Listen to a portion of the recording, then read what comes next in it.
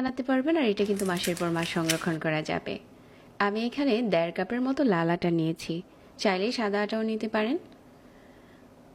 Half চা চামচ দিয়ে দিচ্ছি চিলি ফ্লেক্স, আর 1/4 চা চামচ দিয়ে দিচ্ছি রাঁধুনি, 1/4 চা চামচ কালো জিরা, হাফ চা চামচ আস্ত জিরা, আর এখানে মিহি কুচি করে নেওয়া কাঁচামরিচ দিয়ে দিচ্ছি 3 থেকে 4টার মতো, 1 চা চামচ লবণ। এখন এই উপকরণগুলোকে একসাথে করে একবার মিশিয়ে নিচ্ছি।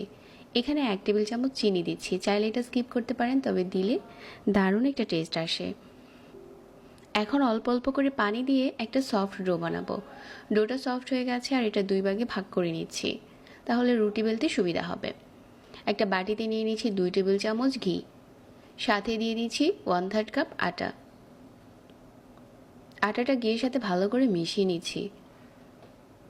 এখন এই ডোটা থেকে বড় সাইজের একটা রুটি বানাতে হবে, আর রুটিটা রেগুলার যে আমরা রুটি খাই ঠিক এরকম করে বেলে নিলে হয়ে যাবে, খুব বেশি পাতলা আবার অনেক মোটা এরকম না। বড় করে রুটিটা বেলে নিয়েছি। আটা আর ঘিয়ের মিশ্রণটা যে আগে থেকে গুলিয়ে রেখেছিলাম, এটা এখন রুটির উপরে দিয়ে দিচ্ছি। পুরোটা রুটিতে এভাবে করে ছড়িয়ে দিচ্ছি।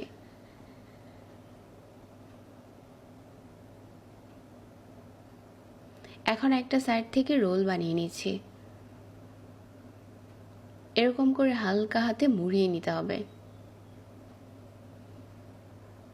ওই রুটিটাও আমি সেমভাবে এভাবে করে বেলে বানিয়ে নেব। এখন এখান থেকে ছোট ছোট করে কেটে নিচ্ছি। আর আটা দিয়ে এই নিমকিটা বানালে খেতে বেশি টেস্টি হয়। কারো হাতের কাছে যদি লাল আটা না থাকে তাহলে সাদা আটা দিয়ে বানাতে পারেন, আবার চাইলে ময়দা দিয়েও বানাতে পারেন।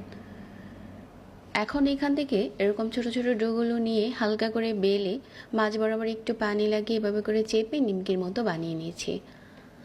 সবগুলো যখন বানানো হয়ে যাবে, মিডিয়াম আঁচে তেল গরম করে নিয়েছি, আর গরম তেলের উপরে দিয়ে দিচ্ছি।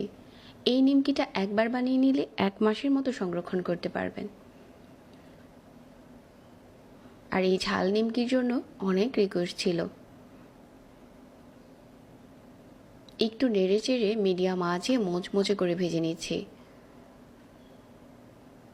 এখন কালারটাও চেঞ্জ হয়ে গেছে, আর দেখেই বোঝা যাচ্ছে যেটা কতটা ক্রিস্পি হবে। ঠিক এ পর্যায়ে তেল ঝরিয়ে উঠিয়ে নিচ্ছি। এখন এটা ঠান্ডা করে যে কোনো কৌটোতে ভরে 1 মাসের মতো সংরক্ষণ করতে পারেন। অনেক মুচমুচে হয়েছে। সহজ রেসিপি ভালো লাগলে পেজ ফলো করে রাখবেন প্রতিনিয়ত নতুন রেসিপি পেতে। সবাইকে ধন্যবাদ জানিয়ে আজকে এখানে বিদায় নিচ্ছি।